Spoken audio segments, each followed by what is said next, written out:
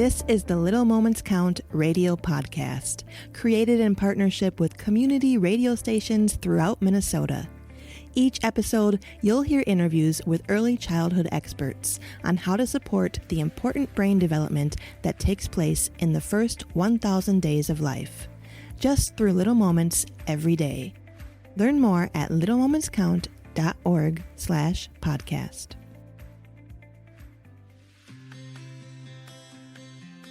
You are listening to WFNU LP. It's Frogtown Community Radio, 94.1 FM in St. Paul, or you could be listening worldwide at WFNU.org or on our very own Frogtown Radio smartphone app, available wherever you get your apps on your smartphone.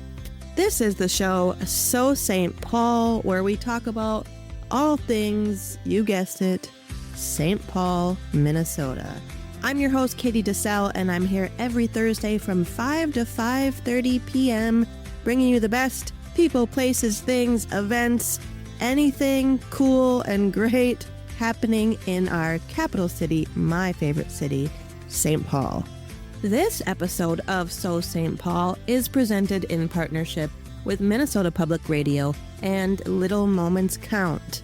If you don't know what Little Moments Count is, it's a statewide collaborative focused on helping parents and caregivers learn about the importance of brain development in the first 3 years of life. Did you know that nearly 80% of brain growth happens in the first 1,000 days? And small moments of interaction like talking, playing, reading, and singing help create the pathways that build a child's brain during this early stage of life. You can find out more information at littlemomentscount.org. And today I am very, very excited because we are talking with the talented Kao Kalia Yang. Kalia is a celebrated and award-winning Hmong American author, filmmaker, and teacher.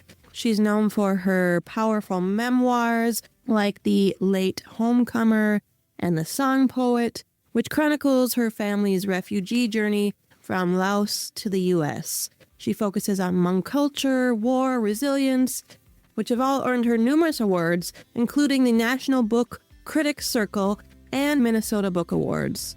After moving from Laos to the U.S., her family found a home right here in St. Paul. Kalia's journey as a writer is so inspiring. Her experiences as a refugee and as a selective mute child have shaped her into the powerful storyteller that she is today. Writing became her voice and an outlet for her thoughts and feelings. In this interview, we explore her journey to becoming a children's book writer, the impact of a local librarian who inspired her to write her story, and the importance of representation in literature for both Hmong and non-Hmong readers. We discuss her upcoming books and delve into themes of belonging and memory. So stay tuned as we dive into Kalia's story and her amazing contributions to the world of literature. Please help me welcome the wonderful Kao Kalia Yang to Frogtown Radio's So St. Paul. Can you just start by introducing yourself and letting us know why and how you became a children's book writer? Yes, I'm happy to. My name is Kao Kalia Yang. I'm a Hmong American author. I'm a mother. I'm a daughter. The origin story of me in children's literature began as a child. I love to read. We came here as refugees of war. My family. I was 6 years old. I went to school and learned A, B, and C, but I became a selective mute quickly after acquiring the foundations of the language, because I noticed that the world wasn't listening to my mom and dad. Every time they tried to speak in English, other people would walk away or an impatience would enter into the space. And so I decided that if the world didn't need to hear mom and dad, that the world didn't need to hear me. So as a 7-year-old, I stopped talking. But the words had to go somewhere, Katey. And for me, they ended up on the page, where whenever I made a mistake, my teachers would squiggly line it, put a big old question mark, and the question was always, what do you mean to say? And so as a kid, I went on a search for meaning, and I think that in the end made a writer out of me. I loved stories, and I loved reading them. And I have a memory of being a kid in the McDonough Housing Project and walking up on a Wednesday with my big sister to the bookmobile that would come by and asking the librarian, "Do you have a book about the people who love me?" She found a book about the Japanese, the Chinese, and the Vietnamese, and she said, "I'm so sorry, sweetheart. There is nothing about the Hmong on these shelves. One day, a little girl is going to come in here, and she's going to find a book about the people who love her most." I had no idea then that I would become one of those authors, but that was a wish spoken out loud as a child, and that wish has made my life possible. Wow. That's really inspiring. What a testament to both you as a child wanting to see yourself in those books and to the librarian who knew that that's something that's needed and it wasn't there yet. And then you going and being one of those people that created that for other children. Such a gift. And the librarian still drives up a bookmobile, Katey. Oh, really? Isn't that special? So do you still have a relationship with that librarian? I've met her several times since I became an author because now I interface with the libraries in a different way. Along with that, what feedback have you received from Hmong families or Hmong children who have seen themselves in your books, maybe for the first time? Oh, it's been so incredibly moving. I have 8 picture books out in America, 1 in Laos, but that will never be published here. And then I have 3 coming in the next year. My first book came out in 2019, so it's been a very quick run. I think what that tells me is that I've carried so many stories in my heart, Katey, and they've been really hungry and eager to come out into the space of children's literature. What that also tells me is that there's tremendous need in our community. Hmong children dominate the St. Paul public schools, but there are very few resources by and for our students. And so seeing the adoption of my titles into classrooms by a variety of teachers, and then seeing those families and their responses has been incredibly moving for me. I was recently in the South Washington County Schools meeting with their employees of color resource group. And as I read from a forthcoming title, A Home on the Page, I could see all of these Hmong women and one Hmong man crying in a group of 13. They were crying because they too have waited to see these things in the books, to see our stories and our truths reflected. But Katey, what was more moving was also seeing the Native American women, the African American people in that room weeping as well. And I think that gets to the heart of a story when it is well told.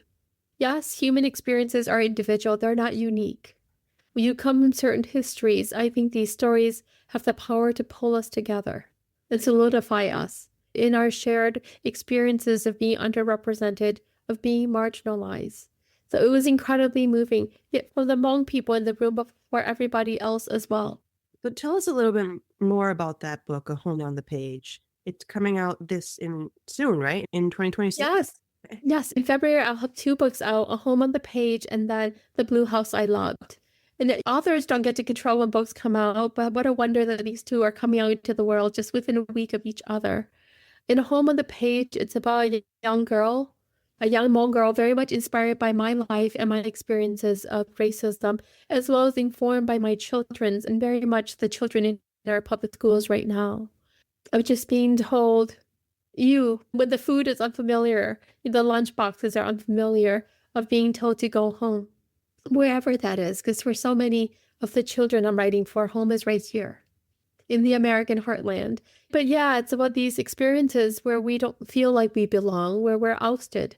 And so where do you find your home? And for this particular protagonist, Nu, which is in the Hmong word, the sun in the sky, for Nu, she finds it on the page, very much as young Kalia once did, on the page. And so on the page, this young girl, suddenly the rice grains in her bowl, they can still start marching, and they can yell, "Judge me for me, judge us for us." And then all of this magic can happen in the life of a child. These hurtful words can grow wings and they can fly far away. So it's an incredibly fantastical, I think, adventure away from hate. So I'm very excited about that because it resonates so deeply with me and with so many other students. When I read it to my own children, Katey, they all did the connection sign. They were all connecting with the moments on the book. And that was humbling. But I think that was also incredibly affirming for why this book is necessary at this time. And the other one, the blue house I loved, it's very much memoir. It's a return back to the past, to this blue house that once sat on the east side of St. Paul behind the bars on Maryland Avenue and that crossroad with Payne.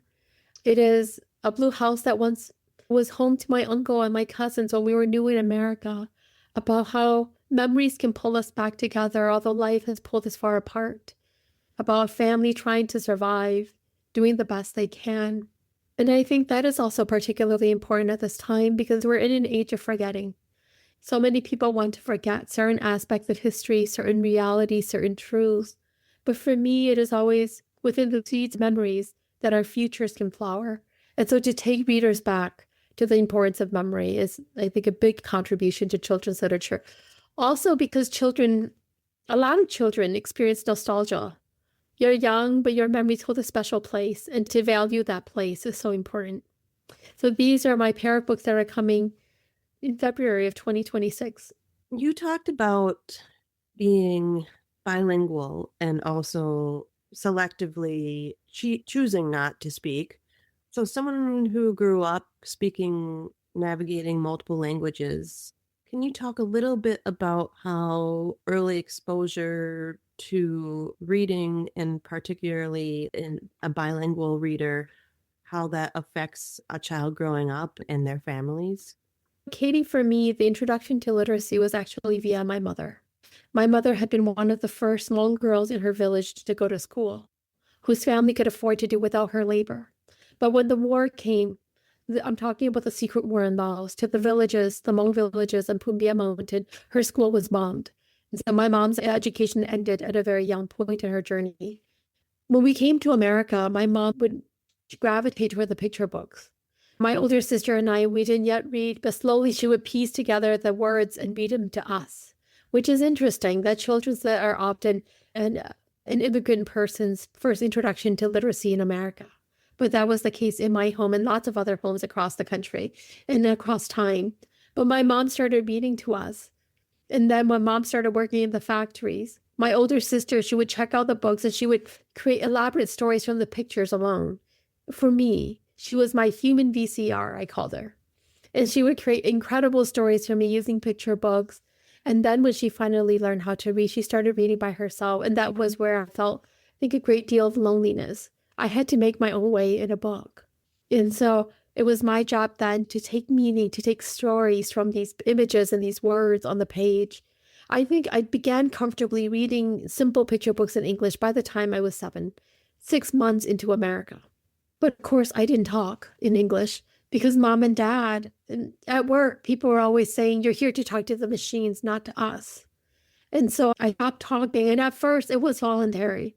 But then the rust, and you can hear it now in my voice, it built up so thick that I couldn't overcome it anymore. So my voice was lost to me, and I couldn't control the silence anymore in English. It took a long time for me to learn how to whisper and then eventually to speak again. I made it all the way through the St. Paul Public Schools by nodding and doing the thumbs up. But because I was still writing, because I was still reading, I wasn't entirely alone in the world of English, in the world of words, in this country, the world of meaning. So they were my friends, and they've been my steadfast friends even now. I don't think I would be a writer today if books weren't my friends. When did you start speaking in school? College. I went to Carleton College. And I sat in the front of my classrooms just as I did during high school and middle school and elementary school. And I followed the professors with my eyes just as I follow my teachers. Because at some point I began to understand that the teachers could see when I wasn't understanding something, that somehow my eyes were communicating my confusion. And so they go over the material twice. And I thought I could do the same in college. But in a political science course with Professor Richard Kaiser, I sat there every day and I followed him with my eyes. But one day he pulled me aside and he said, do you know that it's selfish of you to sit here and absorb knowledge and not give it back? Do you know that you're here because one day you're expected to become a producer of knowledge? And I had never thought that my silence could be construed as a kind of selfishness. And so for Rich Kaiser, I started whispering. So I graduated from Carleton whispering whenever I had to. Not voluntarily, but whenever I had to. It wasn't until the publication of my first book, April 10, 2008, that I spoke to be heard for the first time in my life in English. And what was that like? How did you feel? Incredibly vulnerable, scary. It was the book launch of The Late Homecomer. I was 27 years old. It was my first book. We were having a launch in Minnesota. Across the country, books come out on a Tuesday in America. They just come out on Tuesdays. So April 10 was a stormy Tuesday. It was sleeting, rainy, and I didn't think anyone was going to come. But I walked into a room with some 300 people, many of them educators in the public schools who had taught children like me, refugee children from across and around the world. And I couldn't speak and I couldn't speak. And my father eventually, after my third attempt, walked toward the back of the room. And he said to me, "May I from hardness you can give birth to gentleness." My father said, "If your words can enter into the world, then maybe our lives were not lost." And I knew, Katey, that for every Hmong in America, 2 others died so we could be here. And I thought about all of that. And then this trembling, pleading voice came forth into the world. It wasn't the way I wanted to sound, but it was the only voice I knew how to speak with. And it entered the world. April 10, 2008, because of my father, who told me that if Hmong tears can reincarnate, then they would reign the world in our sorrow. But because they cannot, they can only green the mountains of Pumbia. But my words, they might just cause the winds of humanity to blow a little bit stronger, a little bit further. That's amazing. I'm so glad that you are using your voice and to speak your beautiful word for all these fantastic books that you've written. Do you have a favorite book? Is your first book your favorite? What's your favorite one? There is no favorites because I think none of the books would deserve to be published if they didn't resonate deeply with me and if I didn't believe that they had a role to play in the world around me. I know that trees have to die for books to live. And I know how critical oxygen is for all living things. So every single book that I've ever written, I stand by. I stand by its messaging. I stand by the heart that's in it. I know that as a writer, I cannot expect readers to live with me on the page if my own beating heart is not on each and every single line, which is, I think, the words of a young writer still. I know I'm approaching 45, but I truly believe that to be true, Katey. And so from the very first, The Late Homecomer, which I started when I was just 22, and it came out when I was 27, to my most recent title, and to all the 3 that are coming out, every single one of them has a piece of me in it. When I look at these books, Katey, it feels like I'm looking through a photograph album. When I'm reading Somewhere in the Unknown World, I can hear the sirens of my twins crying around the house, crying and calling me around the house. I can feel the exhaustion on the page, and yeah, I can feel the engine of my heart kicking into gear. When I read The Shared Room, which is my least popular picture book title because it's about a little girl who drowned, a real-life little girl who lived in our cities, written with permission from our family, my heart weeps for them all over again, and it weeps for me. And so the least popular title to the most popular, they all have a special place in my heart and in the story of my life, just as my children do. Books are not children, but in many ways, they carry pieces of me far away from me, just as my children do every day. As they get older, they get longer legs, stronger legs, and they start moving further and further away. And the beauty of both is that I get to adventure with them as far as I can. And then when I can't anymore, I get to wish them well from where I'm positioned, to wait for them to return with their great stories of being out in the wild, of living the lives that I never imagined, which is such a lovely thing for me to contemplate. One day be an old woman, Katey, still probably in this warm house coat, waiting for all of these stories, for all of these children to return. I love them all so deeply. Do you read your books to your children, and what do you hope that they will gain from them? Katey, one of the most moving experiences of my writerly life so far is earlier this year, my daughter checked out The Late Homecomer, my very first book.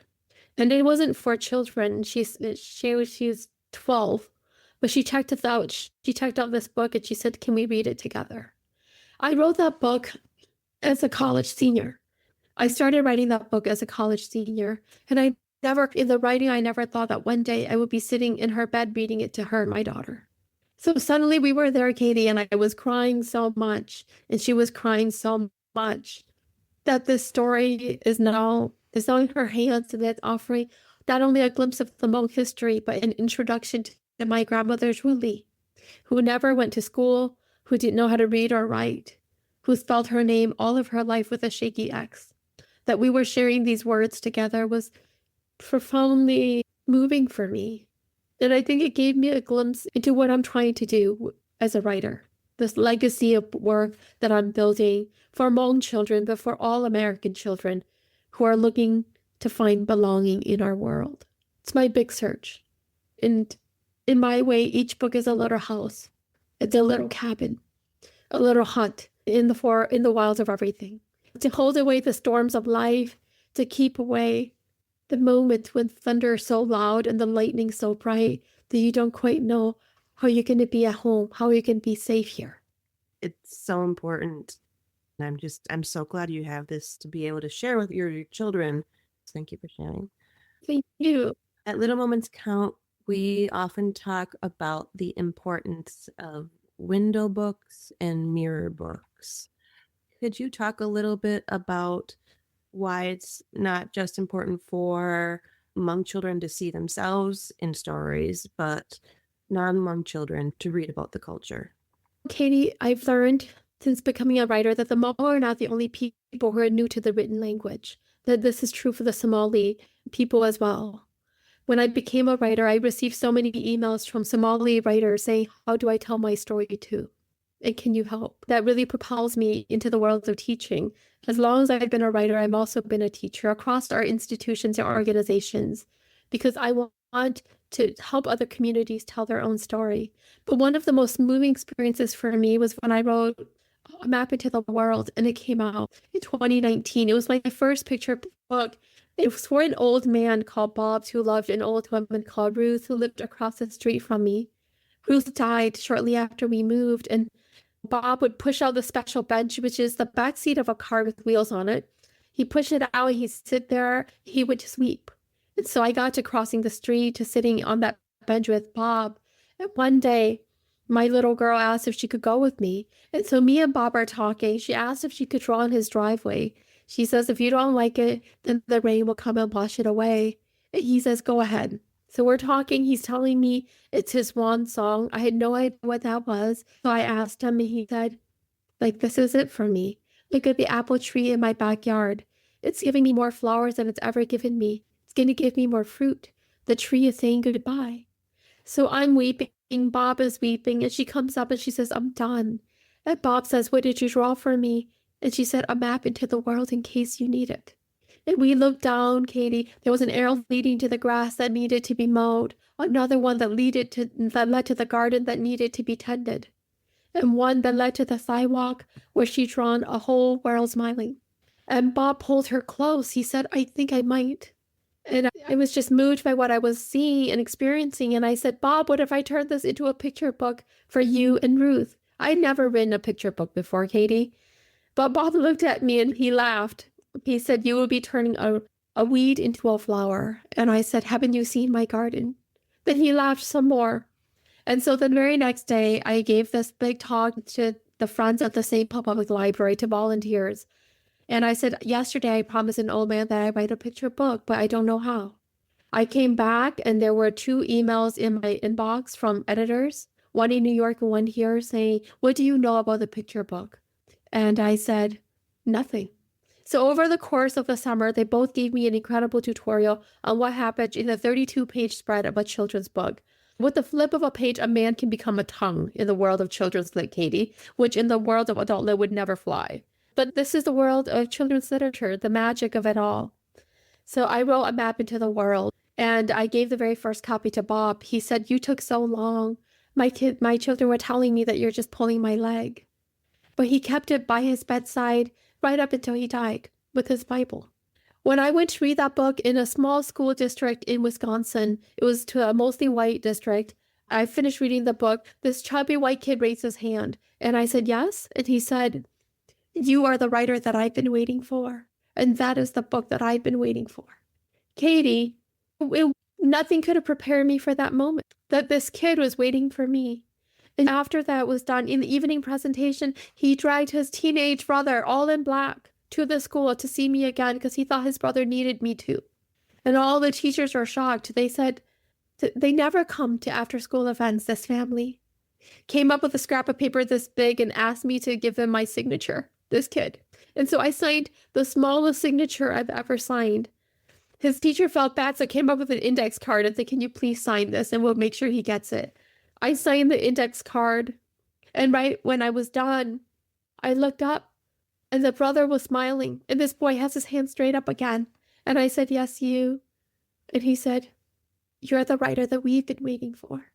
And this is the book that we've been waiting for. So I came home from that and I immediately sent a book, an autographed book, to this principal to give to this kid.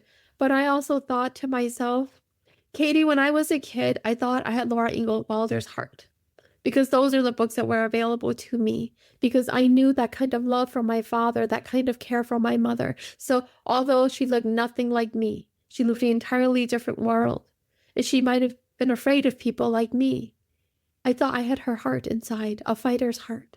This refugee kid from a refugee camp, now here in America, this kid who had no voice in the world.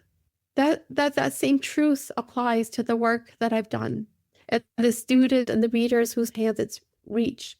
I get readers from across the spectrum, old and young, talking to me about the impact of my work.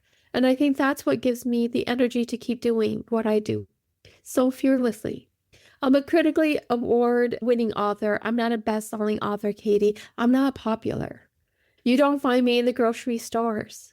But the work that I do is so important, and I know this to be true because of all of the personal interactions I've had with individual readers who do and do not look like me, who do and do not sound like me, all saying, I really connected, I really resonated because of this book, because of the ways in which you're telling a story. I am less lonely, I'm less alone.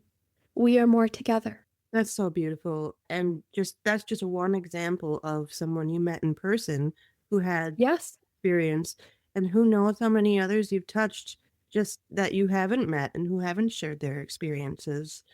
I love that story. Thank you for sharing it. Thank you for listening. I'm not afraid of life. I think that's the thing about me. And I know children are not afraid of life. It's adults who become afraid.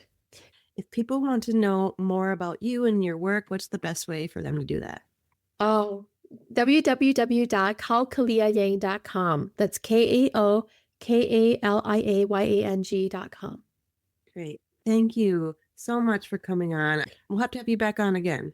Thank you so much. I'd be delighted to come back, Katey. Thank you for your thoughtful questions. Thank you so much to Kao Kalia Yang for being on Frogtown Radio's So St. Paul. So St. Paul is a show all about the things, people, places, and events that help make our capital city fabulous. I'm your host, Katey DeCelle, and I will be back next Thursday from 5 to 5:30 p.m., bringing you more great things, people, events, everything that's happening in St. Paul, Minnesota. Again, I want to extend a heartfelt thank you to Kalia for sharing her incredible story with us. Her insights into the power of storytelling and the importance of representation in children's literature are so inspiring. You can hear a recording of this show at littlemomentscount.org/podcasts. If you'd like to learn more about Little Moments Count, you can visit their website at littlemomentscount.org. Thanks again for tuning in to So St. Paul on WFNU LP 94.1 in St. Paul and online at WFNU.org. Thanks for listening to the Little Moments Count radio podcast in partnership with community radio stations throughout Minnesota. You can find the Little Moments Count radio podcast wherever you get your podcasts and at littlemomentscount.org/podcast.